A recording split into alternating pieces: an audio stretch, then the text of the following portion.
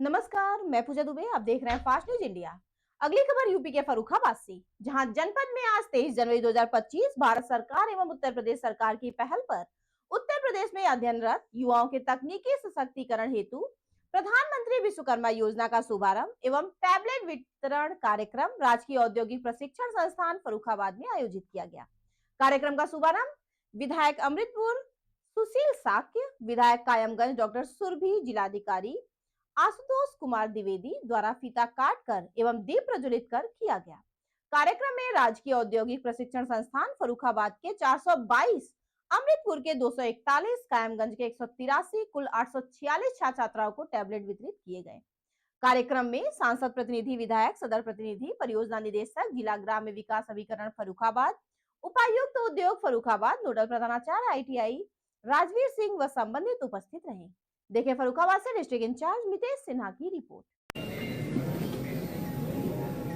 इदम् अंधतमः कृत्स्नं जायेत भुवनत्रयं यदि शब्दाह्वयं ज्योति आसंसारं न दीप्यते। 8वीं शताब्दी में एक बहुत विद्वान कवि हुए थे।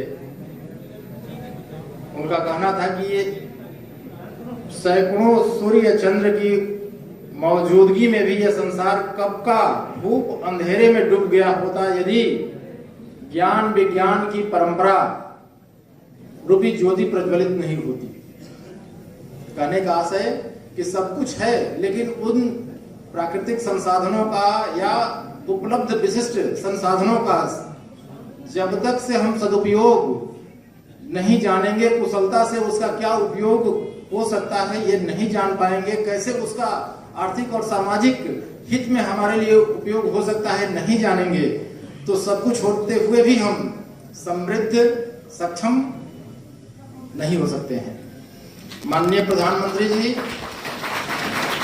की इस योजना विश्वकर्मा योजना के माध्यम से परंपरागत शिल्प कलात्मक प्रतिभा के आधार पर कैसे सामाजिक आर्थिक आधार हमारा मजबूत हो, व्यक्तिगत और सामाजिक और राष्ट्रीय स्तर पर, उसी की पृष्ठभूमि में ये कार्यक्रम आयोजन हमारा है और ये स्कीम भी है। देखिए, हम लोग इतिहास में जब पढ़ते हैं तो कहते हैं कि सम्राट चंद्रगुप्त थे, अशोक थे, सिकंदर के बारे में इतना कहा जाता है कि सिकंदर सबसे बड़ा योद्धा था, विजेता था, लेकिन जो सिकंदर भारत में परास्त हो गया, भारत में आ नहीं पाया, जिन सैनिकों के बल पर पूरे विश्व को जीतने में सक्षम था, उसके सैनिक व्यास नदी को पार नहीं कर पाए, क्योंकि भारत के सैनिक इतने मजबूत थे, भारत की आर्थिक सामरिक सैनिक स्थिति इतनी मजबूत थी कि डर कर वो यहाँ नहीं आ पाए। उसके बाद जब चंद्रगुप्त मौर्य के समय में मेगास्थनीज भारत भ्रमण किया था, उसने अपने इंडिका में लिखा है भारत की सामाजिक आर्थिक व्यवस्था के बारे में। उसमें ये जो अपना परंपरागत शिल्प और कला और सामाजिक रूप से जो आप लोग स्किल्ड होंगे, इसके बारे में लिखा है। ये भारत की आर्थिक स्थिति, आर्थिक मजबूती में बहुत भारी रोल इसका था। OECD एक ऑर्गेनाइजेशन है, उसने ग्रुप ऑफ इकोनॉमिक्स का एक टीम बनाया, कहा कि वर्ल्ड वाइड इकोनॉमिक ग्रोथ कैसे हुआ, ये हमें इतिहास लिखिए। तो विश्व के विशिष्ट इकोनॉमिस्टों की एक टीम थी, उसने history of world economy millennium perspective लिखा।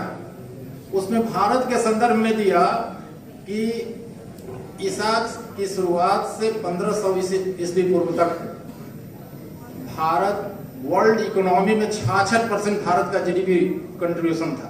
आप सोच लीजिए, 66%, और इन्हीं परंपरागत स्किल के आधार पर था। तो उन चीजों को फिर से रिवाइव करके भारत को विश्व का महाशक्ति बनाने के लिए अभी माननीय प्रधानमंत्री जी ने जो तीसरी विश्व अर्थव्यवस्था बनाने का संकल्प लिया है, उस दिशा में बढ़ने के लिए भारत को फिर से उस सोने की चिड़िया को बनाने के लिए, विश्व गुरु बनाने के लिए जो बेस बनाने की बात है, उस प्रक्रिया के तहत आप लोगों को